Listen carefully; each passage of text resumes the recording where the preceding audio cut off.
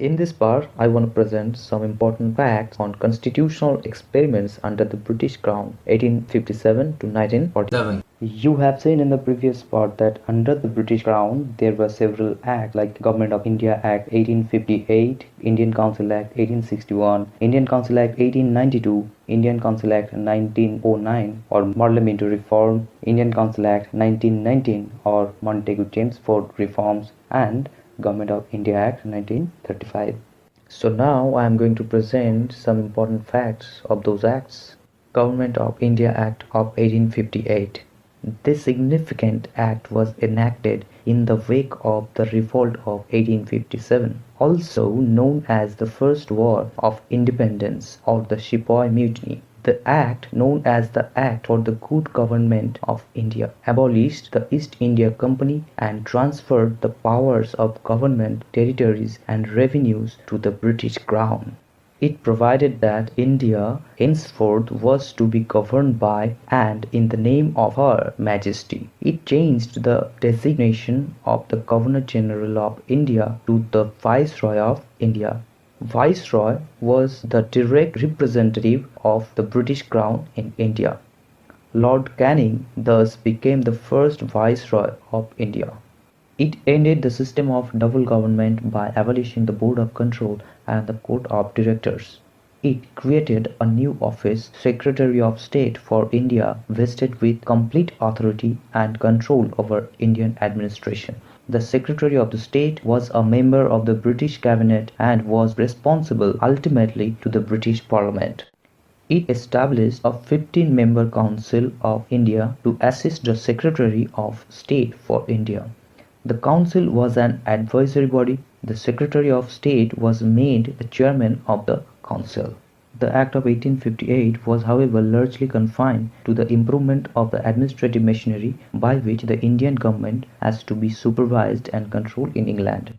After the Great Revolt of 1857, the British government felt the necessity of seeking the cooperation of the Indians in the administration in their country. In pursuance of this policy of association, three acts were enacted by the British Parliament in 1861, 1892 and 1909.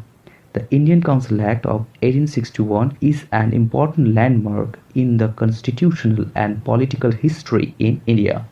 Features of the Act of 1861. It made a beginning of representative institutions by associating Indians with the lawmaking process. It thus provided that the Viceroy should nominate some Indians as non-official members of his expanded council. In 1862, Lord Canning, the then Viceroy, nominated 3 Indians to his legislative council: the Raja of Benares, the Maharaja of Patiala, and Sir Dinkar Rao. Indian Council Act of 1861 initiated the process of decentralization by restoring the legislative powers to the Bombay and Madras presidencies. It thus reversed the centralizing tendency that started from the Regulating Act of 1773. It also provided for the establishment of new legislative councils for Bengal, Northwestern Frontier Provinces, NWFP, and Punjab, which were established in 1862, 1866 and 1897 respectively. It empowered the Viceroy to make rules and orders for the more convenient transaction of business in the Council. It also gave a recognition to the portfolio system, introduced by Lord Canning in 1859. Indian Council Act 1861 empowered the Viceroy to issue ordinance without the concurrence of the Legislative Council during an emergency. The life of such ordinance was 6 months. The Executive Council was now to be called Central Legislative Council.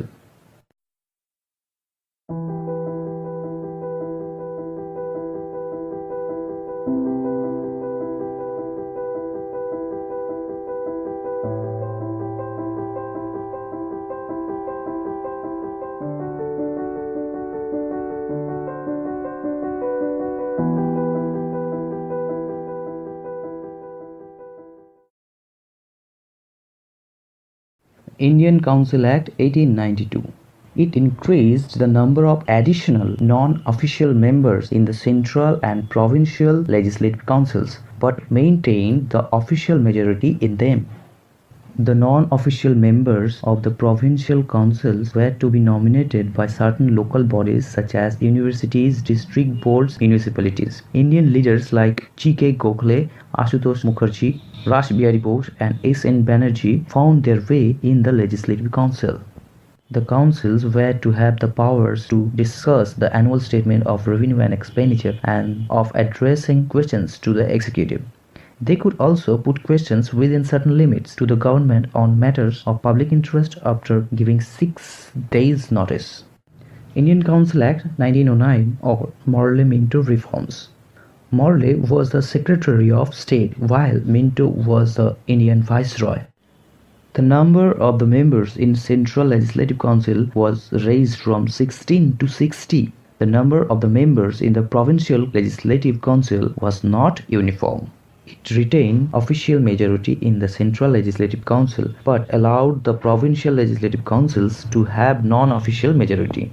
This Act of 1909 provided for the first time for the association of Indians with the executive councils of the Viceroy and governors.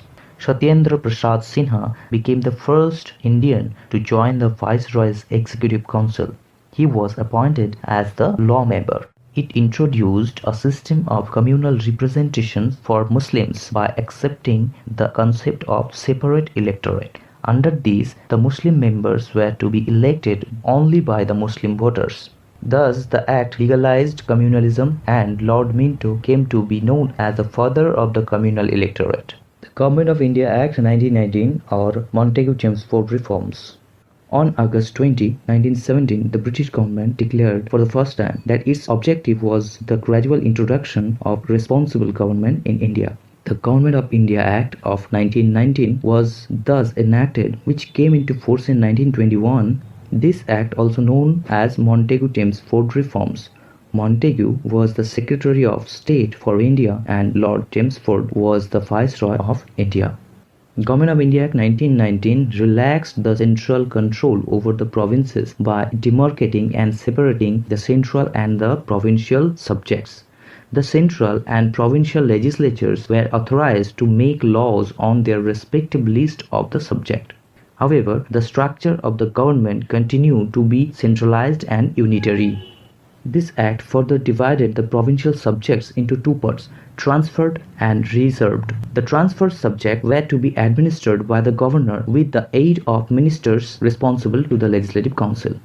The reserved subjects, on the other hand, were to be administered by the governor and his executive council without being responsible to the Legislative Council. This dual scheme of governance was known as diarchy, a term derived from the Greek word diarche, which means double rule. However, this experiment was largely unsuccessful. This act introduced for the first time bicameralism and direct elections in the country. Thus, the Indian Legislative Council was replaced by a bicameral legislature consisting of an upper house, Council of State, and a lower house, Legislative Assembly. The majority of the members of both the houses were chosen by direct election. It required that the 3 of the 6 members of the Viceroy's Executive Council were to be Indian. It expanded the principle of communal representation by providing separate electorates for Sikh, Indian Christians, Anglo-Indians and Europeans. It granted franchisee to a limited number of people on the basis of this property, tax or education. This act provided for the establishment of a Public Service Commission. Hence, a Central Public Service Commission was set up in 1926 for recruiting civil servants. It separated for the first time provincial budgets from the central budget and authorized the provincial legislatures to enact their budgets.